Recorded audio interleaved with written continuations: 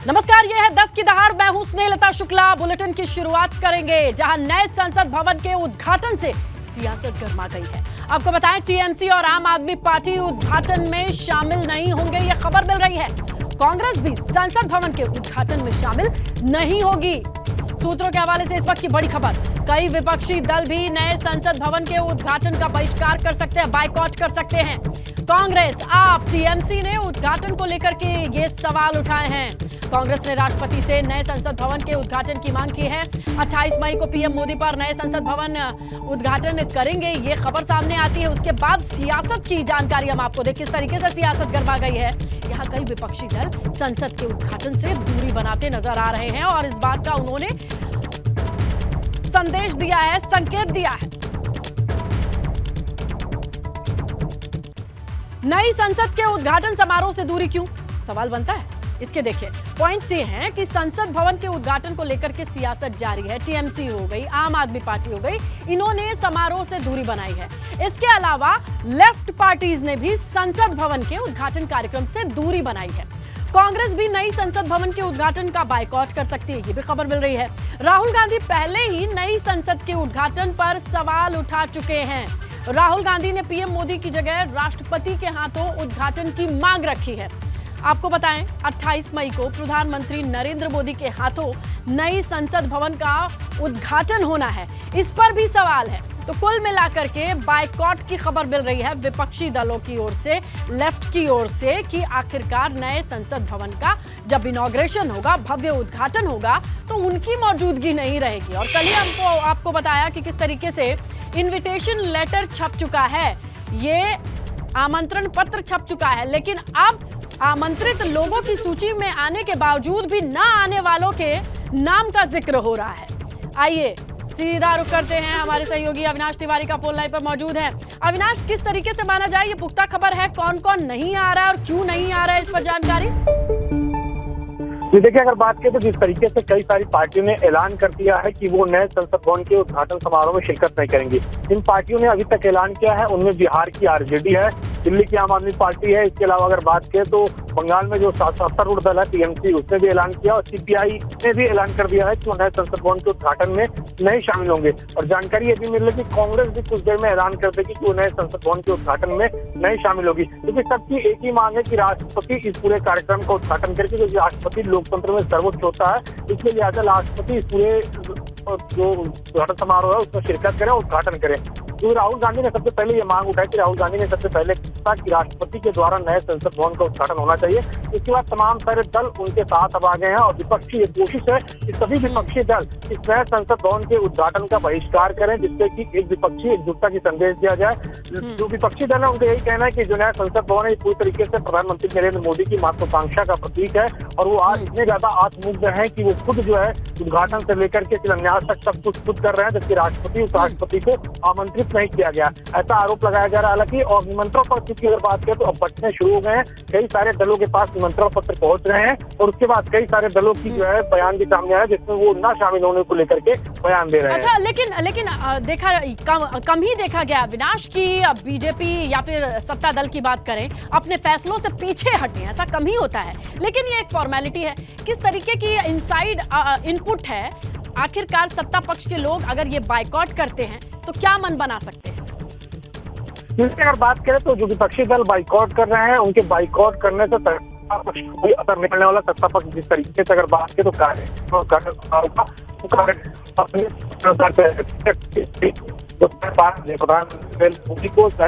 बिल्कुल अविनाश, देखिए अब ये तो आने वाले वक्त में पता चलेगा कि आखिरकार आमंत्रण देने के बाद भी कौन कौन आएगा, कौन नहीं आएगा और उद्घाटन किसके हाथों होना है, ये सत्ता पक्ष की ओर से स्पष्ट है, प्रधानमंत्री नरेंद्र मोदी के हाथों से होना है। आइए आगे बढ़े, अगली खबर का जिक्र करें, जहां सुभासपा विधायक अब्बास अंसारी की जमानत अर्जी पर आज सुनवाई होनी है।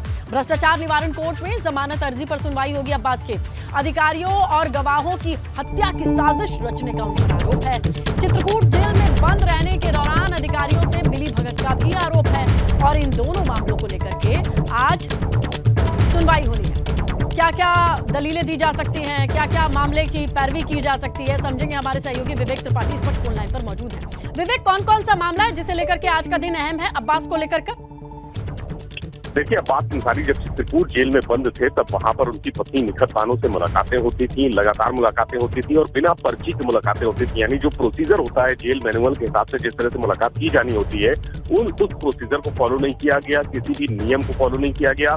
जेल के अधिकारी, चाहे वो सुपरिटेंडेंट हो या जेलर हो, डिप्टी जेलर हो, बंदी रक्षक हो, सब एक तरह से अब्बास अंसारी या उसके पिता मुख्तार अंसारी जो माफिया हैं उनके लिए उनके इशारे पर काम कर रहे थे। तो जब पिछले दिनों रेड पड़ी उसके बाद ये सामने आया कि निखत अंसारी वहां बैठी हुई है अंदर कमरे में, निजी मुलाकातें चल रही हैं, सुबह आती थी, शाम को जाती थी और ये सिलसिला करीब 1.5 महीने से 1.25 महीने से चल रहा था।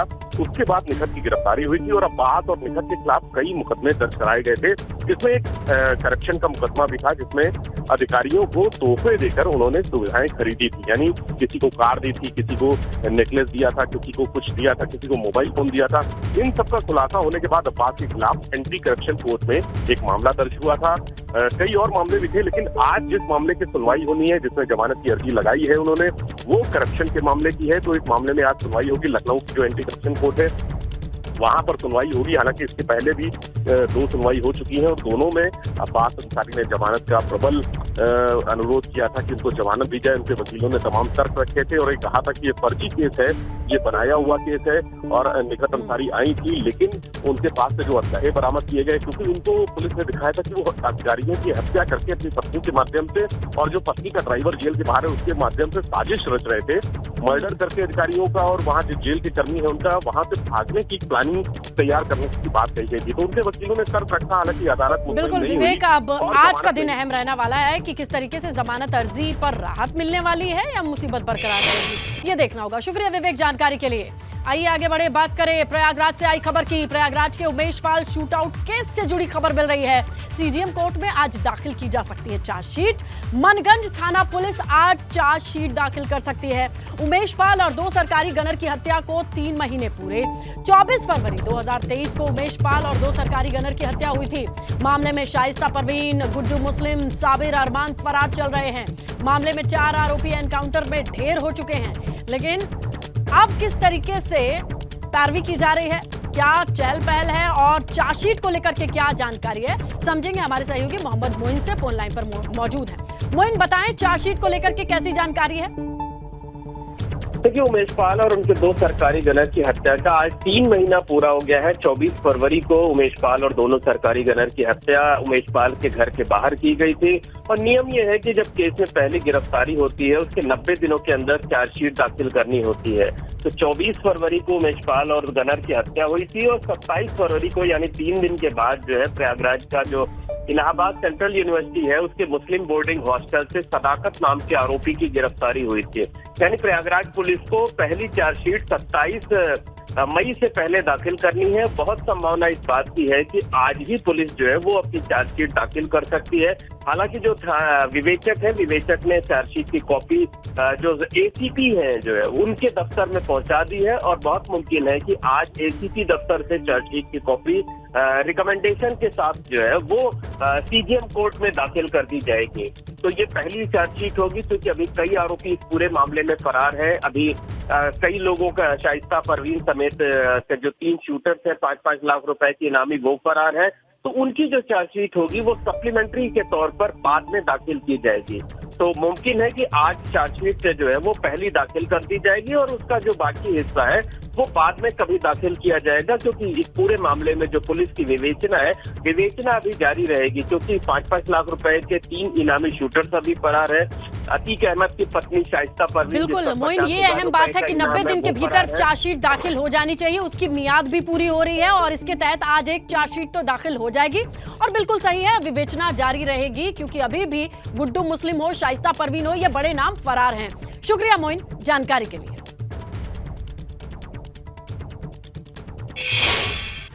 प्रयागराज से ही खबर है, जहां अफजाल अंसारी की लोकसभा सदस्यता पर सुनवाई का दिन है। सदस्यता रद्द होने के मामले में आज हाई कोर्ट में सुनवाई होनी है। हत्या के मामले में अफजाल को 4 साल की सजा हुई थी और इसी वजह से सदस्यता गई थी संसद की। मामले में 4 साल पहले बरी होने की अफजाल की तरफ से दावा किया गया है और आज इसी मामले पर कोर्ट में सुनवाई होनी है। अगर ये दावा उनके पक्ष में रहता है तो चीजें बहुत बदल जाएंगी। इसीलिए अफजाल अंसारी को लेकर के आज का दिन अहम है। हाईकोर्ट से क्या अपडेट आती है ये देखना होगा। लेकिन अफजाल अंसारी की हाईकोर्ट में दलील है क्या, ये भी आपको समझाते हैं। देखिए, अफजाल ने सजा के फैसले को चुनौती के लिए कई आधार बनाया है और उसे दलील के तौर पर पेश करना है। जैसे अफजाल की याचिका में कृष्णानंद राय मर्डर केस में बरी होने का दलील दिया गया है कि मैं बरी हो चुका हूं इस मामले में। इसके बाद दलील जो अगली है वो ये है कि जिस केस में सजा हुई है वो 4 साल पहले उसमें बरी हो गए हैं। याचिका में अगली दलील ये है कि जिस मुकदमे के आधार पर गैंगस्टर एक्ट लगा हुआ है उसमें भी वो बरी हो चुके हैं। याचिका की अगली दलील ये है कि मूल मुकदमे में बरी होने के बाद गैंगस्टर मामले में फिर से दोषी ठहराया जाना ठीक नहीं है। और अगली दलील दी गई है कि सारा मामला राजनीतिक रंजिश के तहत है। गैंगस्टर एक्ट के मुकदमे भी राजनीतिक रंजिश में झूठा फंसाने के लिए लगाया गया है। और अगली दलील यह है कि सत्र न्यायालय ने ही कृष्णानंद राय मर्डर केस में उन्हें दोष मुक्त करार दिया था। और अगली दलील देते हैं कि 2007 के बाद अफजाल पर एक भी आपराधिक मामला दर्ज नहीं है।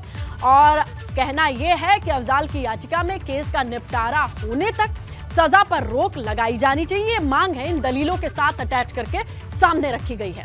और अफजाल अंसारी ने 29 अप्रैल को जब सजा उन्हें मिली तो तभी ये सजा रद्द किए जाने की अपील कर दी थी। लेकिन आज का दिन इन दलीलों के आधार पर किस तरीके से कोर्ट को कौन सा एंगल दिखाई देता है, क्या सही लगता है, ये बहुत अहम रहने वाला है क्योंकि इस पर सदस्यता टिकी हुई है। आप समझिए, जिस सजा को लेकर के सदस्यता गई है उसी को वो कहते हैं कि 4 साल पहले कृष्णानंद राय मर्डर केस में मैं बरी हो चुका हूं और अब उसे आधार बना करके सदस्यता जाने का कोई मामला नहीं है क्योंकि बरी होने के बाद से अब तक कोई भी आपराधिक रिकॉर्ड है नहीं।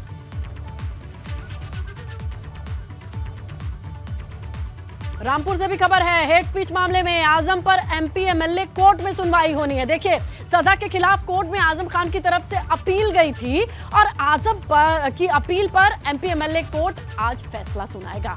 एमपी एमएलए कोर्ट में पहले से ही बहस पूरी है।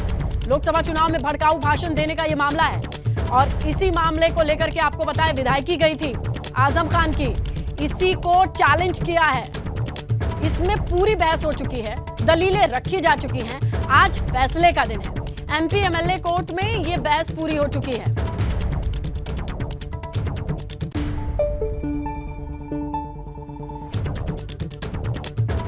आइए इसकी भी डिटेल समझा दें, आखिर किस फैसले को आजम ने चुनौती दी थी। मामला है, आजम खान ने सजा के फैसले को जो चुनौती दी वो 2019 के हेट स्पीच में सजा को चुनौती देने का है। हेट स्पीच पर आजम पर मिलक में केस दर्ज हुआ था। 2019 में आजम खान के खिलाफ ये केस था।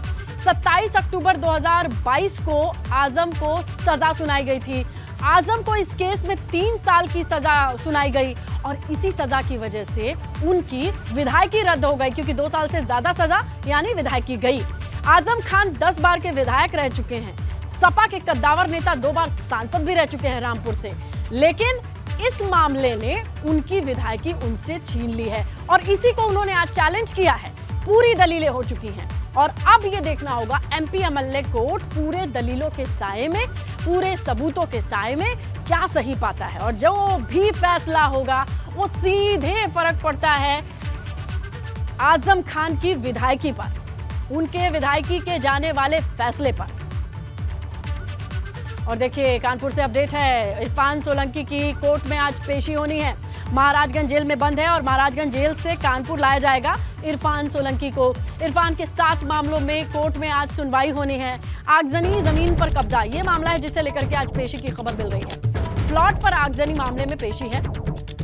7 एक के बाद एक मामले दर्ज हैं इरफान पर। महाराजगंज जेल में बंद है और आज उन्हें कानपुर लाया जाएगा पेशी पर। हालांकि वो बार बार ऐसी अपील करते आए हैं कि वीडियो कॉन्फ्रेंसिंग के जरिए उनकी पेशी की जाए, लेकिन उन्हें फिजिकली प्रेजेंट होना पड़ेगा, अपीयर होना पड़ेगा कोर्ट में। इसीलिए महाराजगंज से उन्हें लाया जाएगा कानपुर। आज पेशी का दिन है। इरफान सोलंकी के 7 मामलों में 2 मामलों पर सुनवाई की खबर मिल रही है। आगजनी जमीन पर कब्जा, इसी को लेकर के आज सुनवाई होगी कानपुर में। महाराजगंज से कानपुर लाया जाएगा इरफान सोलंकी को। हालांकि स्वास्थ्य का हवाला देकर के वो कई बार वीडियो कॉन्फ्रेंसिंग से पेशी की बात तो कहते आए हैं, लेकिन आज उनको फिजिकली अपीयर होना पड़ेगा कोर्ट में। कानपुर लाया जाएगा उन्हें महाराजगंज जेल से। बड़ी खबर यह है कि दिल्ली वंदे भारत एक्सप्रेस ट्रेन हफ्ते में 6 दिन चलेगी।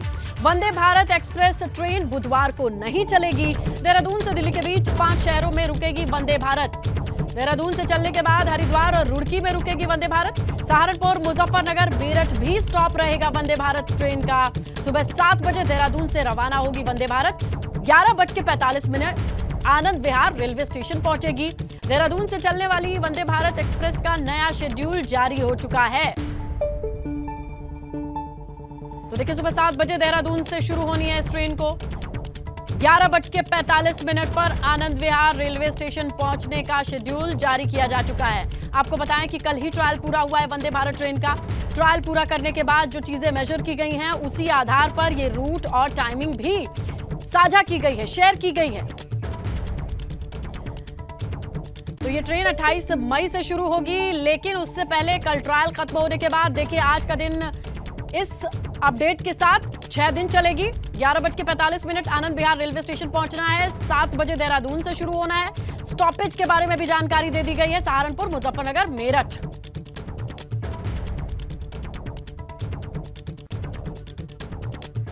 और देखिए, लोकसभा चुनाव 2024 से पहले सरकार का किसानों पर फोकस है। कैसे? पीएम किसान सम्मान निधि के लिए आज से अभियान चलेगा। लाभार्थियों को योजना का फायदा मिले, इसके लिए अभियान चलाया जा रहा है। यानी कुल मिलाकर के नए लाभार्थियों को जोड़ने की कवायद है।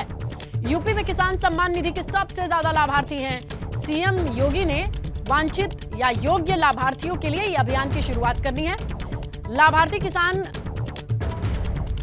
जो किसान हैं, उन्हें आज से उनके डॉक्यूमेंट्स कंप्लीट कराने के लिए मदद मिलेगी।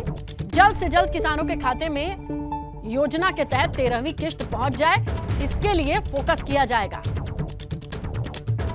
तो नए लाभार्थियों को जोड़ने की कवायद, और इस बीच कागज आड़े ना आए, डॉक्यूमेंट्स आड़े ना आए, इसके लिए अभियान चलाया गया है। तो क्या है वृहद संतृप्तिकरण अभियान, समझाते हैं। पीएम किसान सम्मान निधि को लेकर यह अभियान चलाया जा रहा है। किसानों को फायदा मिले, इसे लेकर के अभियान चलाया जा रहा है। फायदा मिलने के लिए किसानों के पास डॉक्यूमेंट ठीक होना चाहिए। जो कागज की गड़बड़ी है, उसे दूर कराया जाएगा। जो पात्र किसान हैं, उन्हें जोड़ने के लिए उनके डॉक्यूमेंट ठीक किया जाएंगे, ताकि उन्हें सम्मान निधि का लाभ मिले, यह मकसद है। अभियान के जरिए किसानों को जानकारी दी जाएगी, और ये जानकारी उनके काम आएगी, ताकि डॉक्यूमेंट्स प्रॉपर रहें, तभी उन्हें लाभ मिल पाएगा। इसके लिए गांव-गांव शिविर लगाए जाएंगे। 10 जून तक गांव-गांव शिविर लगाने का टारगेट है। हर दिन 5000 गांव में शिविर लगाने का टारगेट है। मोबाइल से भी eKYC करा करके अपने कागज को दुरुस्त कराएं किसान, ताकि जल्दी से जल्दी वो भी लाभार्थी बन पाएं। टारगेट क्या है यूपी में? वो है 2,63,00,000 किसानों को सम्मान निधि का लाभ मिले। ऐसे में जो नए लाभार्थी हैं, उन्हें जोड़ने के लिए ये आज का अभियान काम आएगा। उनके कागज को दुरुस्त कराया जाएगा। अभियान चला करके, शिविर लगा करके, टारगेट बना करके नए लाभार्थियों को जोड़ा जाएगा। 24 से पहले किसानों को बड़ी से बड़ी संख्या, खासकर जो योग्य हैं, जो एलिजिबल हैं, जो क्राइटेरिया में आते हैं, उनके कागज आड़े ना आए। अक्सर ऐसा होता है, जहां पढ़े लिखे किसान ना हो, उनको दिक्कत आती है, तो उनकी मदद के लिए यह अभियान कारगर साबित होगा। और कुल मिलाकर के आगे बढ़ेंगे, बात करेंगे कि बलरामपुर में किस तरीके से अतिक्रमण पर बुलडोजर चला है। ये बड़ी खबर है।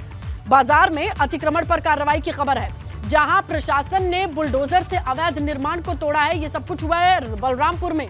अतिक्रमण को लेकर के बड़ी खबर मिल रही है। बुलडोजर की कार्रवाई, वहां बाजार में अतिक्रमण था और प्रशासन ने इसे चिन्हित किया। इस पर कार्रवाई की खबर मिल रही है। प्रशासन ने बुलडोजर से अवैध निर्माण तोड़ा है, बड़ी खबर।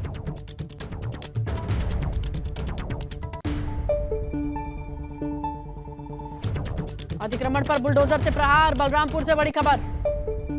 बाजार के भीतर अतिक्रमण किया गया था।